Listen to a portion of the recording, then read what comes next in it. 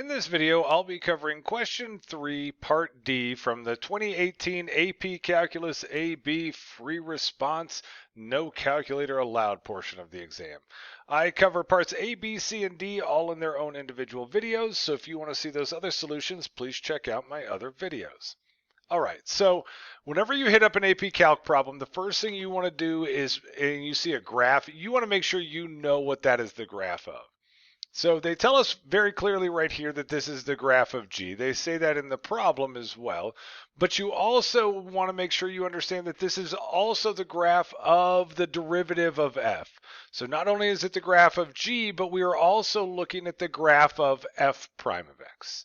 That'll become important to us as we go into our problem here. So on D, they want us to find the x-coordinate of each point of inflection, each inflection point of the graph of F.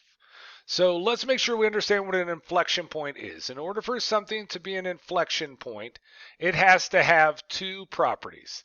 So an inflection point needs to have either the second derivative equals 0 at that point, or the second derivative needs to be undefined, does not exist at that point. That's not enough though. Most people kind of think that's all you need. The second piece is it also needs to change concavity at that point. So it needs to be the place where it changes from being concave up into concave down, or from concave down into concave up. So it's those points right there that where it changes concavity as well. Those are what we would refer to as inflection points. So what we want to do is kind of start narrowing down our options by these pieces here, finding where their second derivative equals 0 or not existing, and then checking out and seeing if it also changes concavity at those points. When you look at this graph over here, remember that you're looking at the graph of F prime of X. And what we want to do is be able to read off of that graph second derivative information. Well, remember how you started learning how to read derivatives off of a graph. If the original graph was your f of x graph, you read derivatives off of that by saying, okay, wherever this is headed up, that's a positive derivative wherever it was increasing. Wherever it was headed down, that was a negative derivative, and that told us it was decreasing. And wherever it went horizontal for a second, that was a 0, and that was usually a critical value. Well, what we were doing there is we were reading first derivative data off of the original graph. We were reading one derivative's worth of data. We're going to do the exact same game here with our first derivative graph, but when we read it off, it just has different meaning because we're reading off second derivatives. So wherever our graph is headed up, that's a positive second derivative. That tells us where the graph is concave up.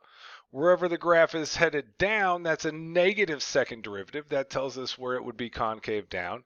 And then wherever it would go horizontal for a second, those are zeros, and those are where we're going to run into possible inflection points because that's where our second derivative equals 0. So the first thing that I do on a problem like this is I just come in and I mark that graph with pluses, minuses, and zeros. So this is all horizontal here. So this is 0, 0, 0. We get a sharp corner right there. So that's technically a does not exist, which you have to be aware of because that could be a place. Then we go positive, positive, positive. Then we're going to hit a D and E at that sharp corner right there. Then we get a little bit of 0 action again. We get another DNE, and then it's going to go back to positive, positive, positive, positive, hitting up a does not exist at that sharp corner, then horizontal 0 across there.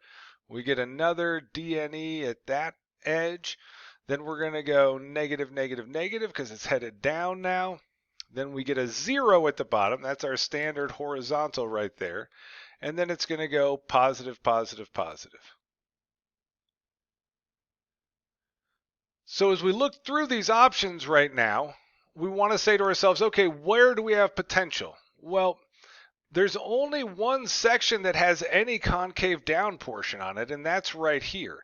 And we know it has to change concavity. And so as we look at this, really the only place that we have any changing of concavity happens here at x equals 4. Because on the left side, those negatives are telling us where it's concave down. On the right-hand side, those positives are telling us that the graph is concave up. So our answer on this we'd only have one place, because everywhere else the only thing that's going on is we have a bunch of concave up stuff, and then we've got a bunch of no concavities, a bunch of zero spaces. So the answer on this would be at x equals 4, there is an inflection point.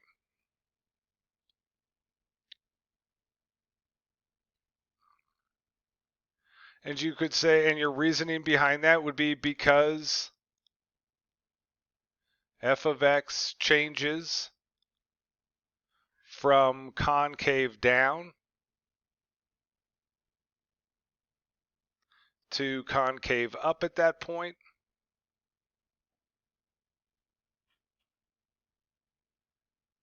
And the second derivative equals 0 there. So what you do to give them your justification is you have to sort of tell them that your point that you found fulfills the two requirements of an inflection point. So we're telling them that it changes concavity, and this one was an example of where it was equal to 0, second derivative equaling 0. So we'd have gotten 1 point on here for that piece of it, and you'd have gotten 1 point right here for giving their justification. Thanks for watching my video. If you liked it, please click that like button and subscribe. And also share it with your friends and anyone else you know who might be crying about an upcoming AP Calc test. You can find more videos from me, more sample AP Calc questions, and my complete AP Calc study guide over at my website, apcalcprep.com. Have a great one.